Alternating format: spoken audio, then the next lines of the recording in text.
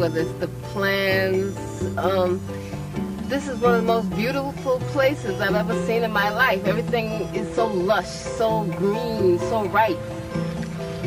And, you know, just the climate made me immediately feel at home. I was very much impressed by the healthcare system, by the education system, by the sports teams, by all of the many things that the revolution has been able to accomplish.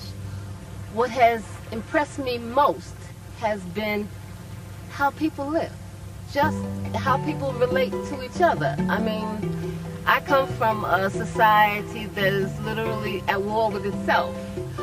I didn't even know how to react to people when I came here. People would just come off the street and start talking to me, and I would immediately get paranoid. What do they want? What, you know, it was very difficult for me to realize. You know, somebody would say, you know, what time is it, or where did you buy that? Because Cubans will come up to you and just talk to you. You know, whether you were in a store, on a line, and that was something very different. That human contact.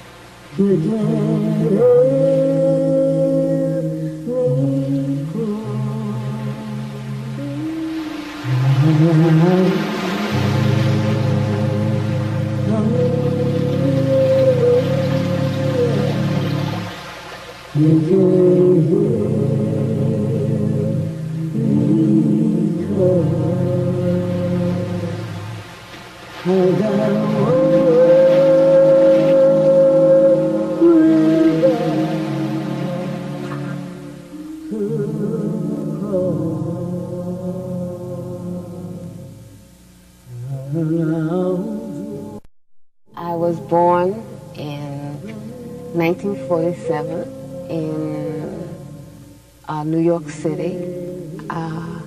I lived with my mother and my aunt and my grandparents in a house in Queens, New York, in Jamaica, Queens. And I stayed there until I was about 3 or something. And I went with my grandparents to live in Wilmington, North Carolina. My grandparents decided to go back to Wilmington because Wilmington was their home, and because also they wanted to open up a small business. They had saved all their money hoping to go back to Wilmington, and they did go back, and they opened up a small business on the beach by the sea. They opened the business because at that time Wilmington was completely segregated. Well, the South was just totally segregated. It was apartheid. What that meant was that there were black schools. For example, I went to a all-black school, the Gregory School. There were the black library. You know, we grew up with that kind of reality of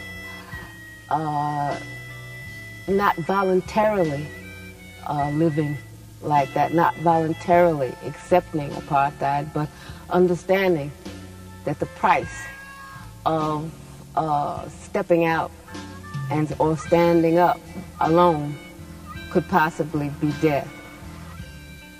From slavery, the idea of political prisoners started. We were political prisoners brought here from Africa. We were political prisoners in the,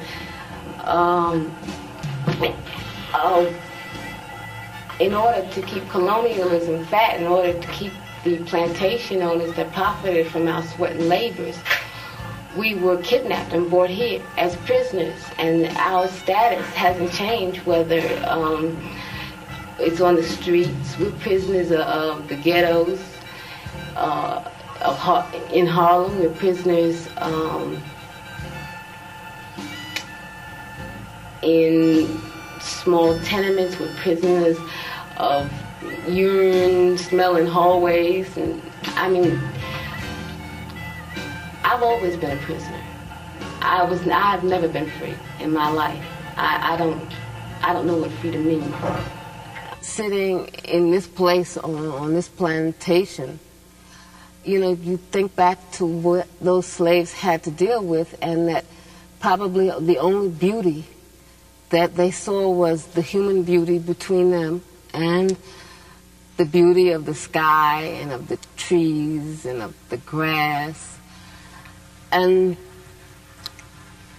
I think that probably helped them to survive, to stay alive internally, spiritually. Growing up, you know, by the sea and seeing the beauty of this planet, it was hard not to really have a profound respect for this planet, for nature.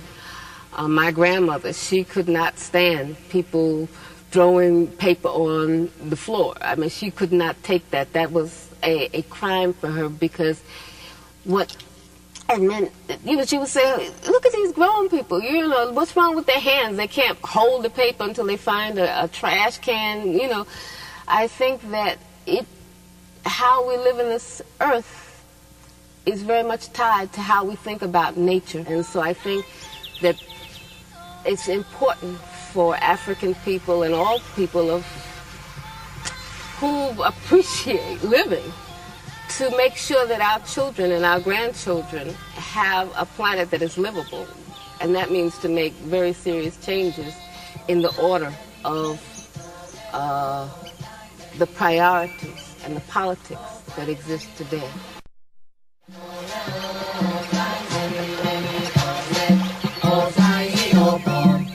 Sama